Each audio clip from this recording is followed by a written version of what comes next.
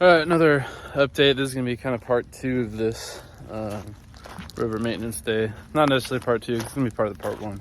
But this is the next day and we got parts. So I overnighted from Rover's North the plugs for the block for the oil where it's leaking on the rocker panel. I just got those in about 30 minutes ago, so I just finished up eating breakfast and now we're gonna swap these out.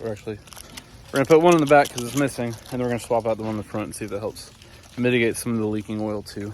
So we'll go ahead and pop the hood on this baby and let's get to work. We removed our 8mm bolts again. I'm not gonna pull the catch can, I'm not gonna pull the oil line because all I need to do is just tilt it enough to hopefully get those in. If I have to, I will, but at this point I'm not going to. So let's go ahead and swap those out now. So I'm gonna pull that first one out here. That's the first one. So these are the old one and in with the new. All that's gonna do is just seat right in this groove here. If it'll fit, please fit.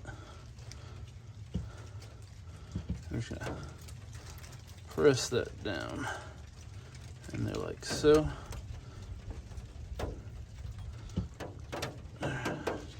And there's a new one. Looks a little big. All right, let's see if we can get to the back one now.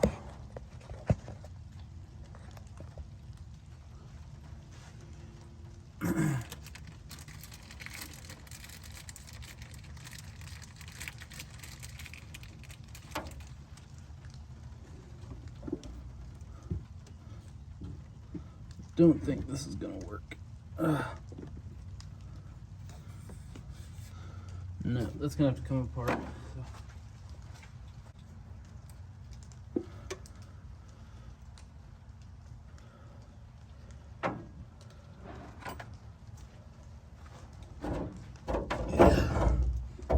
So I got the oil hose removed. Now we're gonna do the catch can.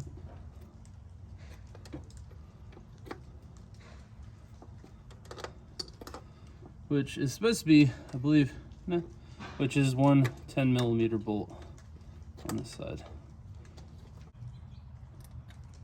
All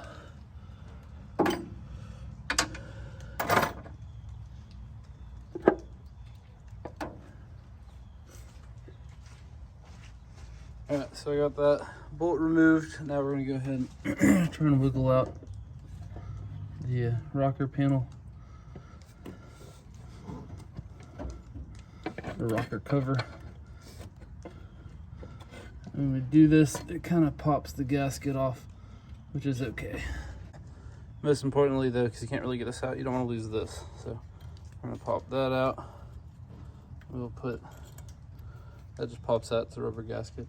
There we have it. The rocker panel is back off and we have our valve cover gasket reinstalled, which will pop off on the back side when we try to install it. Let's see if we can get a zoom in here. So back here behind where it bolts in, I don't think I'll be able to see it, but behind where my finger is where that other insert goes.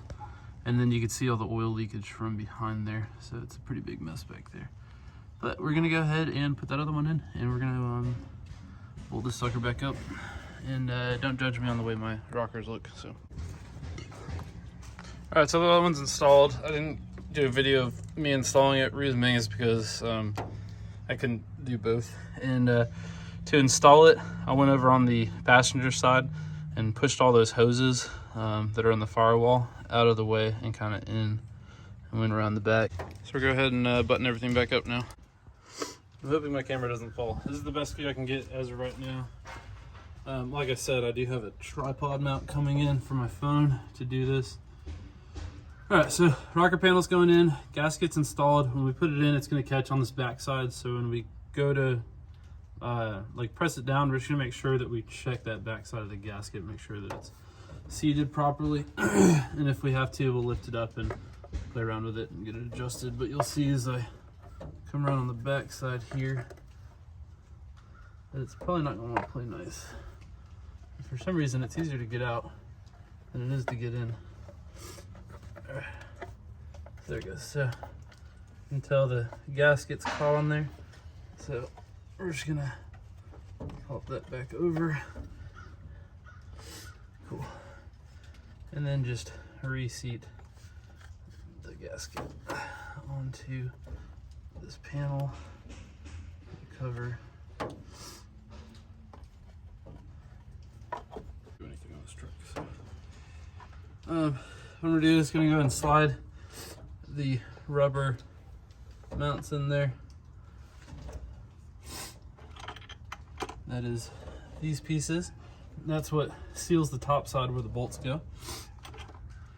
And then you get these like washers for pressing. I'm gonna go ahead and hand tight these first few on here, just so we can get it does not move around too much. Oh, why does that not want to go in?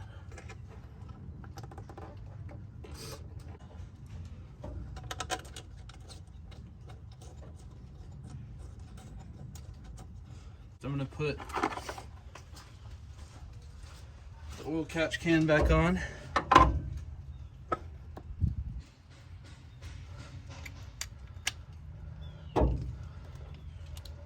That's just that single 10mm bolt.